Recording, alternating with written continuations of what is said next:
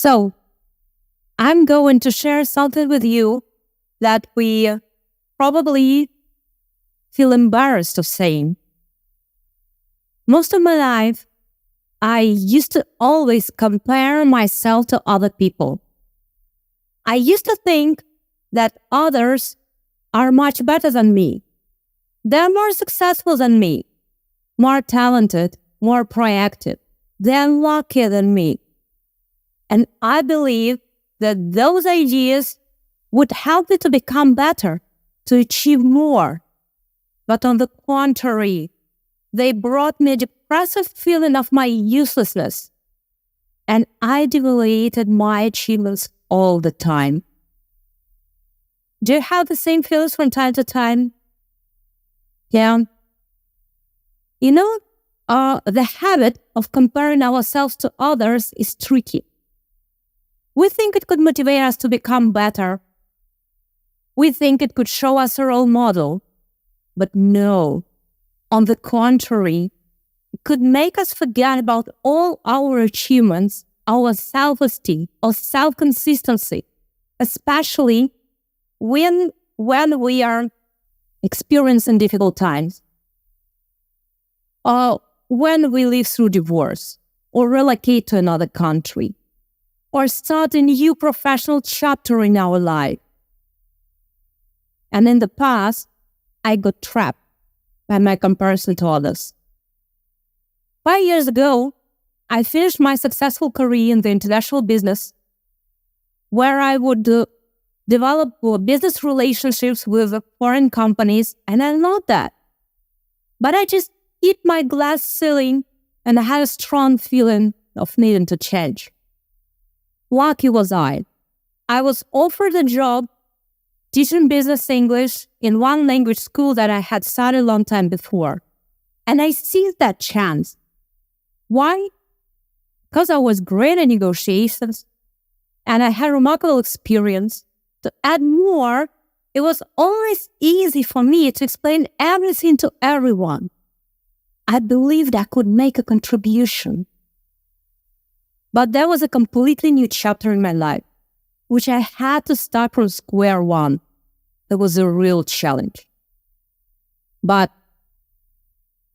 despite all my practical experience and natural talents, I found myself in my 33 in an extremely weak position. Because all my new colleagues were 22-year-olds, recently graduated teachers proclaiming their 5 years experience. I was shocked. I didn't have that experience. And at that moment, my habit of comparing myself to others trapped me. I started to think that I wasn't as good as they were, that I wasn't as professional as they were. All my thoughts were about my peers, harvesting the results of their achievements while I was starting everything from scratch. I felt miserable because all my experience in the international field, all my expertise vanished in the blink of an eye by my self-comparison. I was feeling like a 50-year-old lady starting her first ballet class. Yeah, that was. And all those thoughts made me so depressed that one day I was sitting in my terrace, looking up in the sky and thinking, so now what? What shall I do? Shall I just lie down and die just because I'm not as successful as others? But no.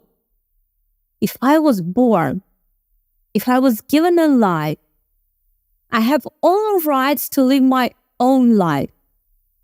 And nobody could take this right from me. So that I must tackle with that problem. I must get out of this situation on my own. That idea was like a wake-up call to me. And I started to think what I could do about the situation where I was. And having those ideas, I came across one interview of a famous singer, Bobby McFerrin. his son, "Don't worry, be happy," really caught on. Do you remember that song? Yeah, probably will do. But he's also impeccable at his unique voice improvisation. And being a 10 times Grammy Award nominee and a 5 times Grammy Award winner, he was saying that to develop his own unique style, he forced himself to stop listening to any music for 2 years. Can you imagine that? A professional musician stopped listening to any pieces of music for 2 years to avoid any comparison. During that time, he was listening to his own voice. During that time, he was developing his own style. During that time, he was looking for his own path. Isn't that great? I was hooked by this idea. So I decided to stop any comparison to other people. And that was how I spent a whole year of my life. The first thing that I did was starting to study.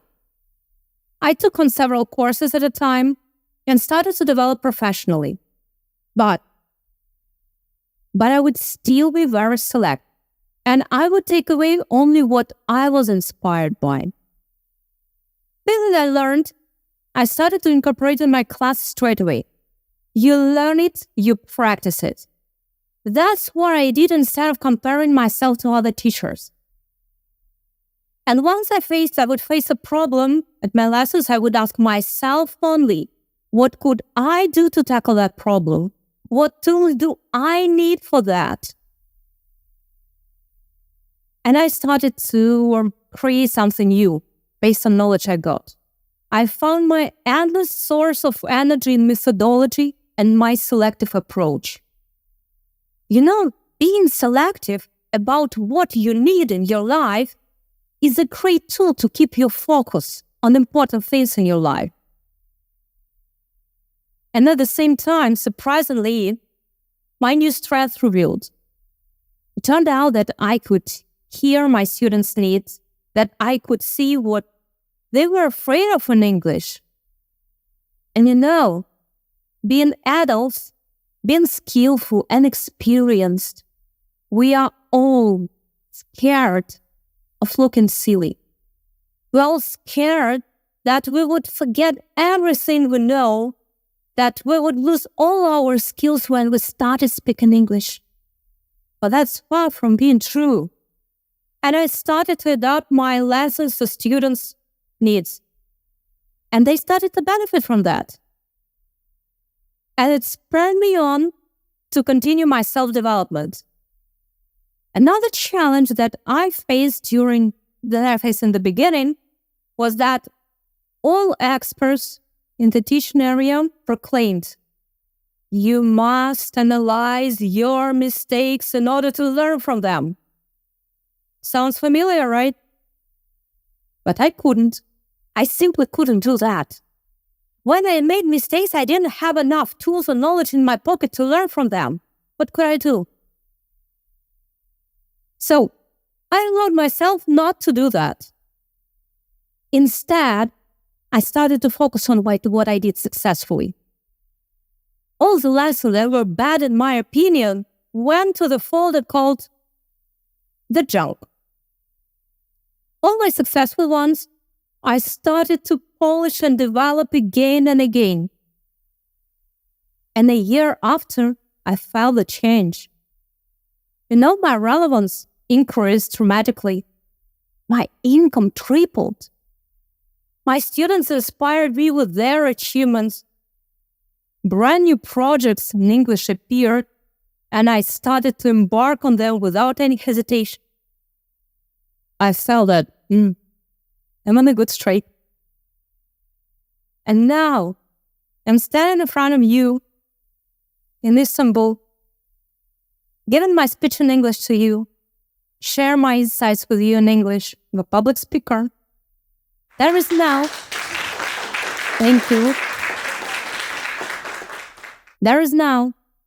I'm training different people from line staff to C-level managers in English to achieve their goals and master their skills Now, I'm training corporate teams to communicate better in English and my schedule is fully packed.